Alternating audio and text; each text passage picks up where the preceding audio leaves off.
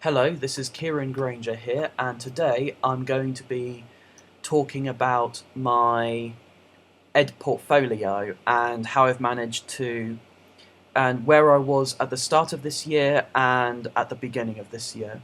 I am also going to be looking at my all of my projects that I have done so far for this for this year and discuss the editing surrounding them.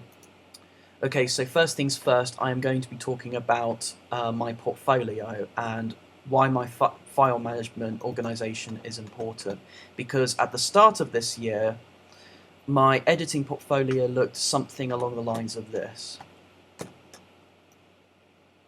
Yeah, as you can see, before I organized my files for my individual projects, they were not very organized. They were kind of all over the place, and me as myself, I have a very low consistency with how I store files for my projects most of the time, usually, and yeah, I realised that this is not very professional now, and um, what I've done after this was that, as you can see here, I've made folders and subfolders for my different projects. This one is for the Crack the Code project, my single camera film, and as you can see, I've made folders here for. I made a folder for this, as I'll show you here.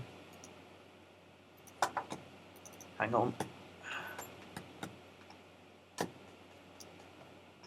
Alright, so I made a single camera project right there, and as you can see here, I've made like folders for all of my individual projects that I've done.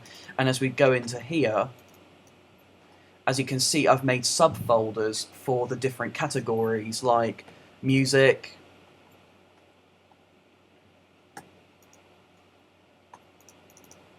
just wait a minute, the images just take a while to load up. But anyway, they're in here. This is what they look like anyway over here. Yeah, as you can see, all the music I used, all of the sound effects I used, and also the good footage and the bad footage as well, because it's important to keep the bad footage so as you can, for when you're doing a project like this, so you can remember the mistakes that you made in your project, so that when you look back on them, you have it's kind of a reminder, not to do the same mistake again.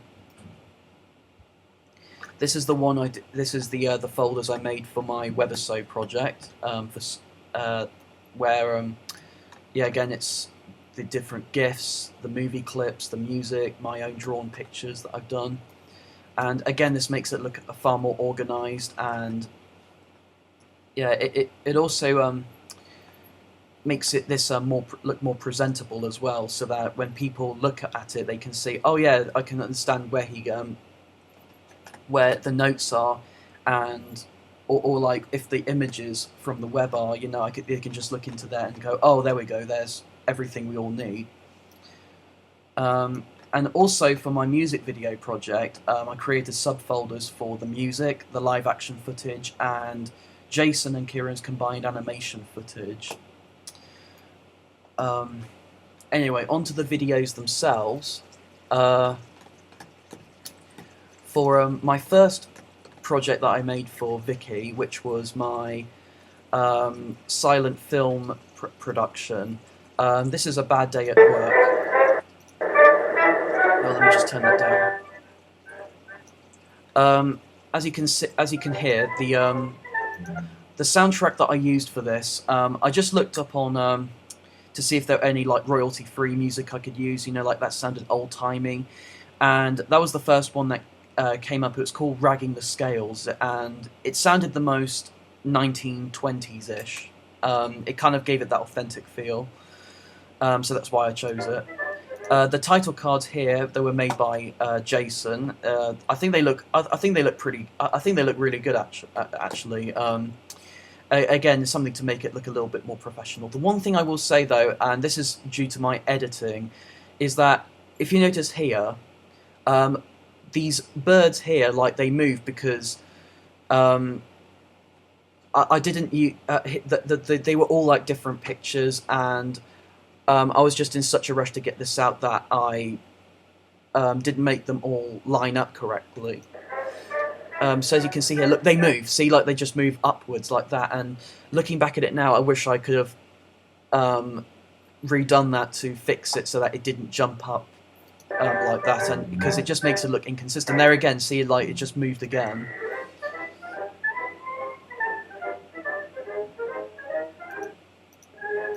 Oh, that could have been on there for a little bit more longer. That thingamabob, that iris, that closing iris, and the closing and opening iris, that took quite a while in editing. Mostly because you have to do it. It's kind of like doing an animation. You have to do it like frame by frame, and there's no other easier way to really sort of do it in Premiere. But I actually think, not to toot my own horn or anything, but I actually think it looks pretty decent.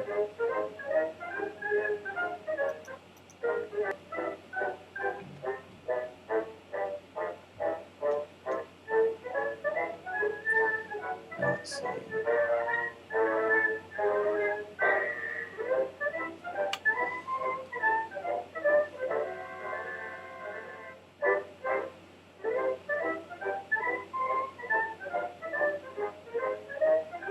Yeah, I actually think the iris looks all right for the first for a first try at it. Seeing as how I've never done something like that before, I'm going to try and see if I can find a good area that I could have worked on a little bit more.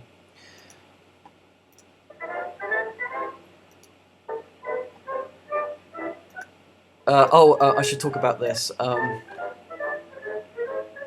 I threw that apple core at James, and he improvised this bit with him spitting out that was not in the actual that was not in the actual script. That was something that he improvised on the go. A little bit of problem there with the copyright with the T-shirt and everything, but yeah, it's just something again that I need to sort of think about when doing these things.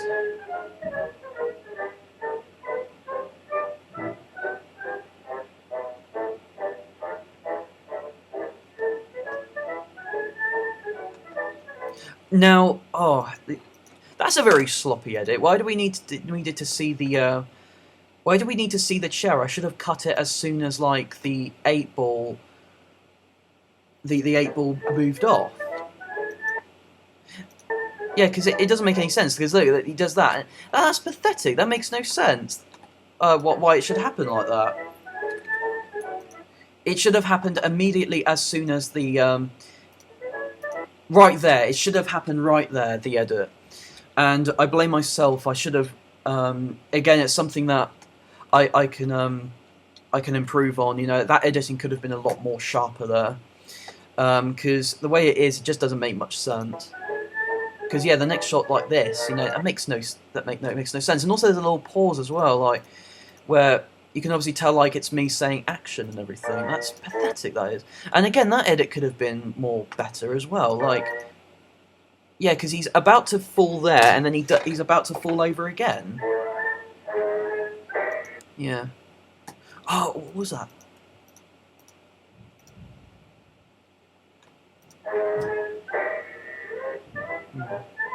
Yeah, I could have edited that a little bit. I could have edited that a lot better, in my opinion. That definitely shows like not very good editing skills right there.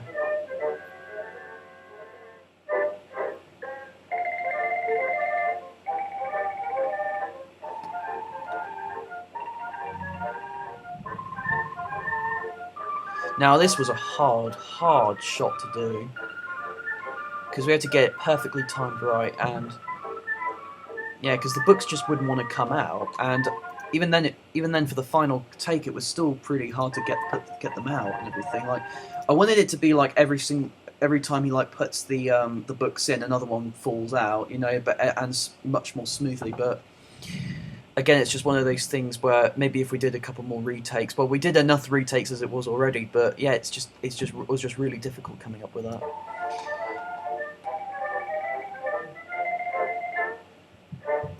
Again, like another sharp edit there would have been fine as well. Like, as we can see here, like the cut should have been like right about there-ish.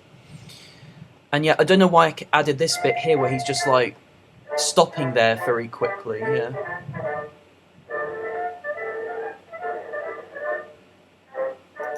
There was a bit of footage cut from there, but that's because that's because I forgot one of the footage. Again, that's something I could easily work on in the future.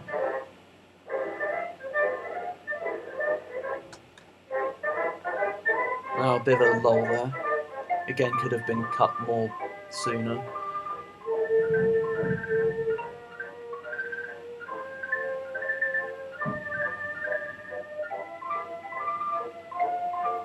That was blue tack on his shoe to keep the thing in check.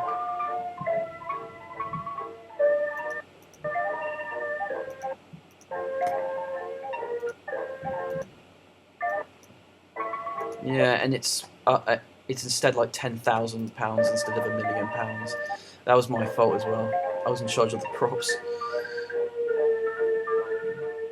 Now this bit I do like. I like this shot here very much. Yeah.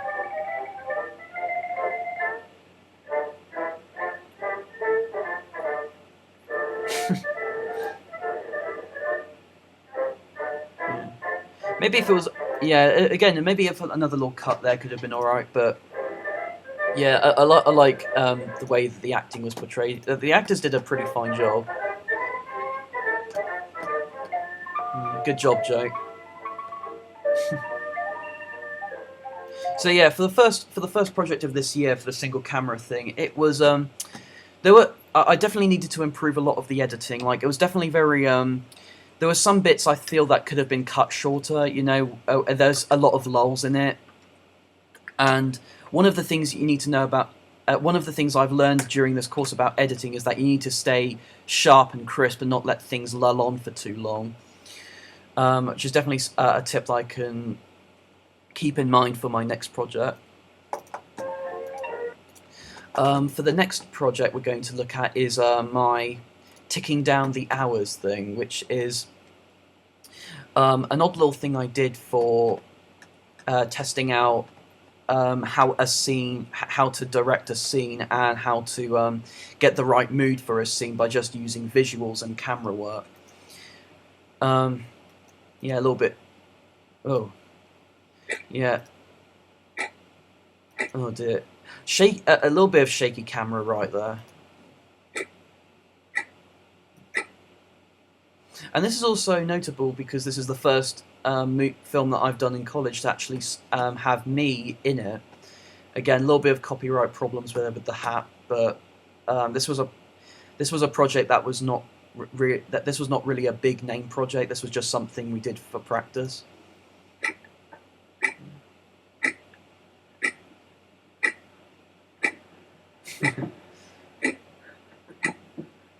Really good acting there by Jason. The lighting could have been a little bit better on this as well.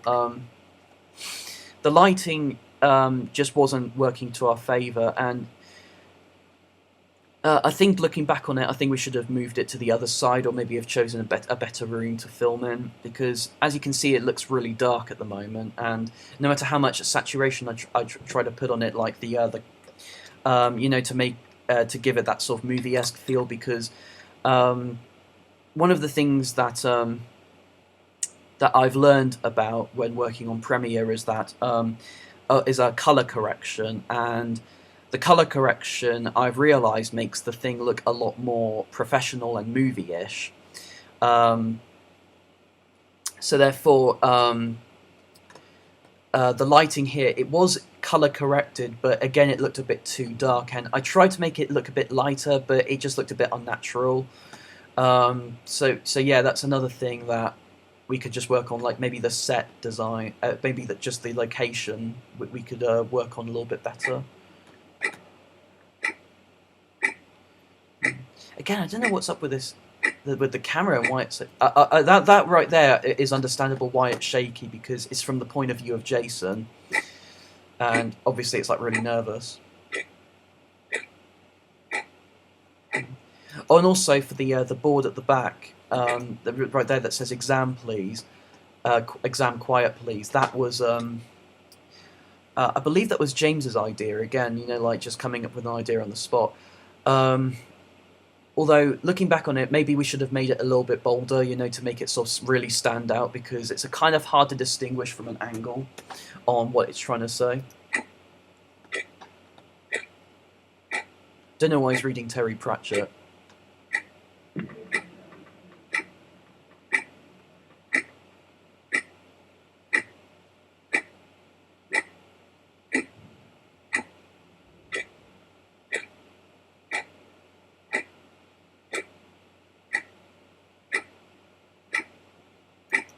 Little bit out of focus there in the close-up. Yeah, just trying to check, maybe again check the camera to see if it's really in focus or not. Yeah, that one is not one of my favourite ones. It's but then again, this is just for like a test stuff. So this is just for a test that we did. So it's not really it's not really that important, you know. But it's still again, you know, a lot of there's a lot of room for improvement. Like for example, like making sure the camera's in focus and keeping the camera steady. And for this one, Crack the Code, which is my single camera project. Turn it down a little bit. This one, I'm proud I did. As you can see, the color correction here made, because in the original footage I had, it was kind of a bit weird looking, like it was very bluey in tone, but as you can see, like the filters really made it look a bit more colourful and more pleasing to the eye and a little bit more professional. This was a hard shot to do, like this bit. You wouldn't believe like a shot like this would be difficult. Like it's just a sweep, just a turn, like a 360 shot. But this was really difficult because not only were there like did I have to wait for some people to just get out of the shot because this is in like a park area, but also because every single time it was all right up until this point when I had to zoom in on the bush. Every single time I zoomed on the bush, it always I forgot which area it was to zoom out, and so therefore it would always zoom out instead of zooming in, and I just had to memorize to myself on what area to really sort of on what side it is, you know, on the camera to really sort of zoom in to get that effect. I think it looks all right though. It's still a little bit jittery, but this was after takes and takes of just doing the same thing over, and I just wanted to get this shot finished, so I'll put it down to my own impatience. Where can you got to? Now, the one thing I will say that I really should, and it's something that I'm also redoing, is that the audio could have been a lot better. I didn't bring a boom mic with me, so a lot of this audio is very indistinguishable. Like 2 minutes ago. Ah, I got you now, mate. He emailed me saying he'd be here precisely 11 o'clock. I don't know why he's not here yet. Yeah, the audio is really inconsistent. Like, it sounded good. Like, it sounded good from there, but from here, We can't start without it. I mean, come on. I didn't spend all night painting those Nerf guns black for nothing. We'll just wait around another 5 minutes, see where he is. No concept of time whatsoever. So what's the plan this time? Is it big? Oh yeah. Now, the reason why I did a close-up right there of Sean was because I forgot to... because the footage required for the line, so what's the plan this time, it was just audio. And I think I accidentally deleted the footage required for it, or I didn't film the footage. And as such, I had to go with this close-up, and I think it works all right, despite the fact you can obviously tell it's a close-up. Yeah, big. No, wait, scratch that. It's too small of a word. Yeah, as you can see, like, the audio is just really inconsistent. There are some times when it's way too loud, like you can obviously tell it's behind the camera. In fact, I can actually point out a moment where that is very noticeable, and that's the bit right here. Nerf guns. Yes, but Nerf guns. Yeah, as you can tell, you know that Sean is like you can obviously tell that Sean is off camera and is just recording the thing, and you can yeah, our voices you can barely hear them. I like this. Went to the bank, and then. Yeah, like, what did I say right there? That's terrible. And also, I forgot to take my lanyard off. That's really awful. And I noticed this while we were filming this scene. So in the next scene, you see it's off. So bad continuity right there. I do think that I do like some of the shots though that are in this. Like for example, this bit right here. I like the shot there. Bloody shot. And this bit right here, like half of I'm off camera for some reason. I don't know why. Where'd you find me? Where'd I find that? That's actually not. I was not. That's actually not bad. That edit. James May and Richard Hammond. Right, guys. I found a substitute. That edit right there. Princess. Got one for you there. Where'd you find me? Because I think it cut really sharp there. I'm quite impressed with how that came out. Again, as you can see, I've learned a lot from the A Bad Day at Work thing, where there was a lot of lulls in the editing and it wasn't very, sharp with the editing. But I have to say that was an alright sharp bit of editing. Where'd you find me? Where'd I find that guy's I found him at a rubbish dump. Oh, what? Who are them? Again, a nice little cut there as well. Again, you can see, like, because when I did this, it was like back in September, and this was quite recently. So as you can see, like, I've learned that you need to be a little bit more crisper with the editing, and I've sort of given myself a little bit more time to really sort of what's the word, like, give myself a lot more time when it comes to the editing What side. I can do, guys, right? Just stop being ungrateful, just shut up and just wear them, because if I were you, I'd rather wear these. Like, I'm way than off have shot my face there. all over the news and all over the papers. Yeah, they're pretty painful too. Oh, just cut me a bit of slack here. Yeah, and again, turn this down. And again, this editing right here, again, it's not too bad. Like, but the audio right here is awful. Again, it would have benefited a lot more if I had a boom mic.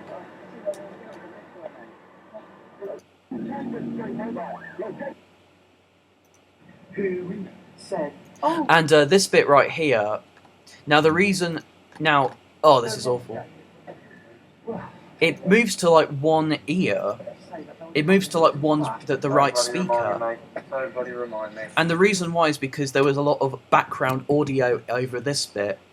And I think this really could have benefited if it had like some, again, like if it had a boom mic, because then it wouldn't have picked up all of the background noise, and it would have picked up voices, and as such it just comes across as really weird. Well, I think I have a right to remind you. Well, who was the one that agreed to the idea? Who was the one who said, "Oh, let's go in prancing in the bank"? You know, Stood there trying to get the money. There was a continuity error that we picked up on in filming that we decided to make a joke of, and that was with that Sean's glasses. I added it in during this bit where I say, oh, wait a minute, what's happened to your glasses? And we just sort of ad-libbed a little bit that explained why he wasn't wearing good glasses anymore, which, again, is something that I think it was kind of necessary to do, because it would have explained that continuity error a little bit more, and I feel that something that I've learned as well, like if you have a continuity error, maybe just point it out and maybe like add it into the story or something, not to make it seem, too sloppy. I chucked them off when we were running them. I didn't need them anymore. Well, I can't see, but I didn't need them. um, that shot could have been a lot better if I had, if again my face wasn't cut off more. And all of this audio was done off screen. What's going on?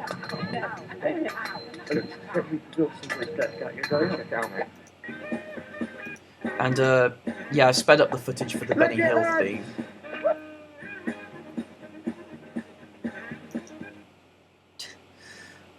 Yeah, so as you can see, my editing was slightly improved there. It was a lot more sharper, you know, with the close-ups. But yeah, I just needed it was just audio problems that was the big issue. And for the upcoming projects, I'm really going to invest having a boom mic next time. As such, I'm going to, because the audio, I'm resubmitting this. This project, and I'm going to try and do something different. I'm going to try and see if I can overdub the audio with a recording device or something, so that the audio just sounds more consistent and more professional in a way, because yeah, in filming, but I was in, again, I think it's just because one of my big problems is that I am very impatient when it comes to these things. I just want to get the footage over and done with, and I'm always sort of worrying about whether or not to get this footage finished or not. And because we had very little time to do this as well. Like when it comes to filming, like only half an hour, and it's something I think I need to just hold on to. Like, you know, don't worry, we'll get all of this sorted out, and I think I just need to sort of not be as impatient as... I think I just need to stop being so impatient with projects in the future. Sound problem was also a problem I had for my Have You Ever Wondered project. Hello, I am... my thing. However, the audio sounds consistent, except there's a lot of background noise. And welcome to the first episode. And that's because the problem I had there was that I forgot that, because when I was filming this, it was a blazing hot day, and the window was open and the fan was on, and I forgot to turn these off while we were filming, and I kind of regret it now, because as you can hear, the audio just sounds the audio itself, like our voices sound really clear, Have you ever wondered? but the background noises are a little bit distracting. Well, to me at least. Mary Poppins was Bert's nanny. As for the editing for this one, I actually think it's not that bad, to be honest. There's a lot more stuff I could have added in, like a lot more close-ups and a lot more funny visual humour. However, there are some bits that I do like, though, like Got Mike. Toy gun. like this And bit, also, for example. Yeah, annoying commercialisms. That's actually not that bad. There was a little bit of a delay there, I noticed, but stuff like that I would have liked to add a little bit more, and that's because I blame myself, because I should have let myself. I didn't allow myself to have enough time while editing. But I think that out of all of the projects, I'm probably the most happiest with this one. I think there's a lot less stuff that there's a lot less stuff that I can really sort of complain about, really, with this one, except for what I just mentioned. Okay, so that is my editing portfolio. Hope you enjoyed this, and see you later. Take care.